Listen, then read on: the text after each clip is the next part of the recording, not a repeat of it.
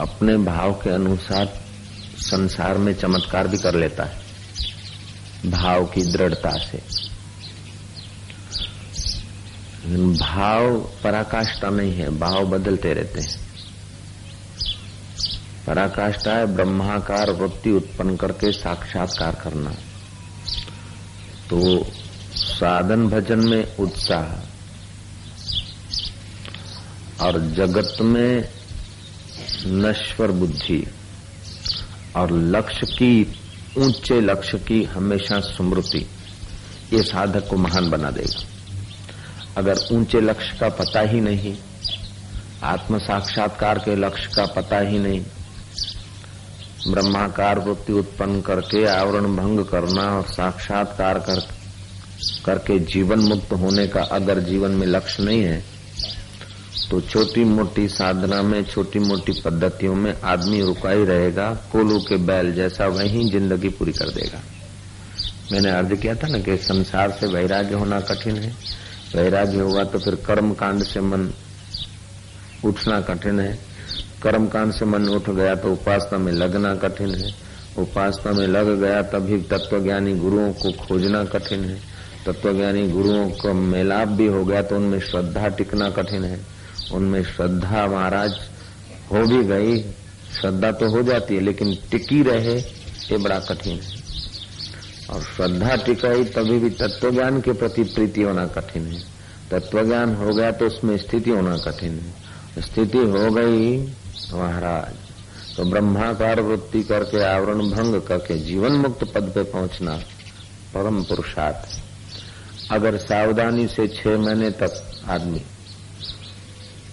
ठीक ढंग से उपासना करे, ठीक ढंग से तत्वज्ञानी गुरुओं के ज्ञान को विचारे, तो उसके मन का संकल्प विकल्प कम होने लगता है, संसार का आकर्षण कम होने लगता है और उसके चित्त में विश्रांति आने लगती है। उससे संसार की सफलताएं आकर्षित होने लगती है, संसार आकर्षित होने लगता है। संसार माना क्या? जो सरकने वाली चीजें हैं, ये संसार की जो भी चीजें हैं वो सरकने वाली, वे उस साधक से आकर्षित होने लगते। फिर उसे रोजी रोटी, ये वो कुटुंबी संबंधी समाज के दूसरे लोगों को रिझाने के लिए नाक रगड़ना नहीं पड़ेगा। वे लोग तो ऐसे ही रिझने को तैयार हो जाएंगे। खाली 6 महीना ठीक ढंग से साधन में लगे तो सारी जिंदगी की मजूरी से जो नहीं पाया वो 6 महीने में तो वो पाएगा, लेकिन साधक के लिए तो वो भी तुच्छ हो जाता है। उसका लक्ष्य साध्य है, ऊंचे में ऊंचा आत्म साक्षात्कार। ध्रुव को, प्रहलाद को पिता ने भजन करने से रोका था, लेकिन प्रहलाद की भगवान में प्रीति थी, सत्संग सुना था। कयादू के गर्भ में रहते रहते 5 महीने का प्रहलाद था माँ के गर्भ में, तो उसकी माँ नारद जी के आश्रम में रही थी। माँ तो सत्संग सुनते झोंका खा लेती थी, लेकिन वो माँ के अंदर बैठा हुआ जो प्रहलाद था उसको सत्संग के संस्कार पड़े। 11 वर्ष का हुआ तो पिता ने उसे रात को निगरानी करने के लिए, गिश्त करने के लिए सिपाहियों के साथ भेजा।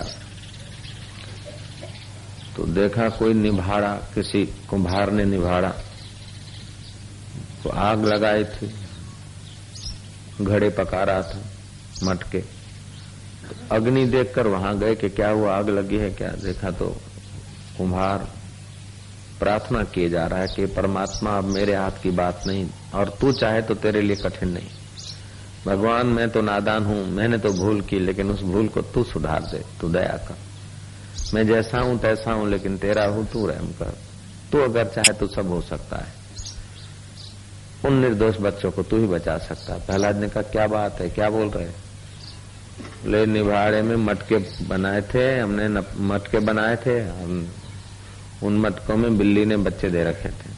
सोचा कि जब मटके पकाएंगे तो ये बिल्ली के बच्चों को निकाल देंगे, उचित जगह पे रख देंगे, लेकिन भूल गए और बीच निभाड़े के बिल्ली के बच्चे रह गए और निभाड़े को आग लगा दी गई। अब याद आया है कि अरे वो बेचारे नन्हे मुन्ने मासूम जल के मर जाएंगे।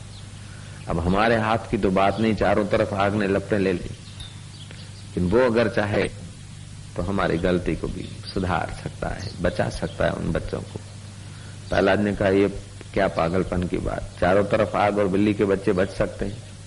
बोले वो परमात्मा कर्तुम शक्यम अकर्तुम शक्यम अन्यथा कर्तुम शक्यम, वो जो चाहे वो कर सकता है, उससे अलग भी कर सकता है और नहीं भी कर सकता है, थाम दे किसी वस्तु को थाम भी सकता है।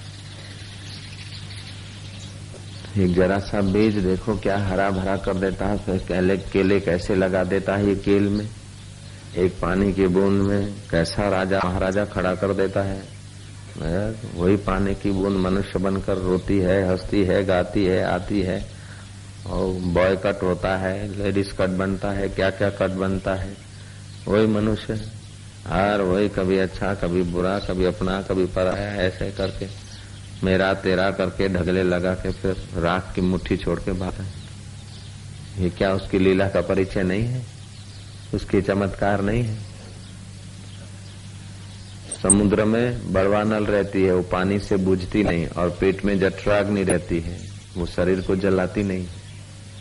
गाय सूखा घास खाती है और चिकना चिकना मक्खन, घी, दूध और दही बन जाता है उसी घास का रूपांतर होकर। और सर्प दूध पीता है, जहर बना देता है। माँ रोटी खाती है और बच्चे के लिए दूध बन जाता है, और जब बच्चा बड़ा हो जाता है तो दूध बंद हो जाता है। क्या ये ऑटोमेटिक सिस्टम उसकी कितनी है? उसकी लीला अपरंपार है, उसकी महिमा अपरंपार है। वो अगर रहमत कर दे तो ये बालक, दिल्ली के बच्चे बच सकते हैं। बोले कैसे बचते हैं? जरा जब ये निभाड़ा खोलो ना तब मुझे बुलाना। कुमार ने कहा कि राजकुमार निभाड़ा खोलूं तब क्या तुम्हें बुलाऊं मैं? ये तो मटके का निभाड़ा है, कोई ईंट का नहीं। ईंटवाड़ा के 3 दिन चाहिए अग्नि। आप सुबह आना, आप आएंगे फिर मैं खोलूंगा। सुबह को पहला जाए और उसने भगवान का स्मरण कर अंतर्मुख होकर उस अंतर्यामी परमात्मा को प्रार्थना करते हुए निभाड़े के चाहूं और से मटके हटाए, और जब बीच के मटके तक पहुंचा तो देखा 4 मटके कच्चे रह गए, और उनमें से बच्चे म्याऊं म्याऊं करते छलांग मार के जिंदे बाहर निकले। तो प्रहलाद ने सत्संग तो सुन रखा था, अब स्मृति आ गई कि वो सार तो वही है। प्रहलाद का मन भगवान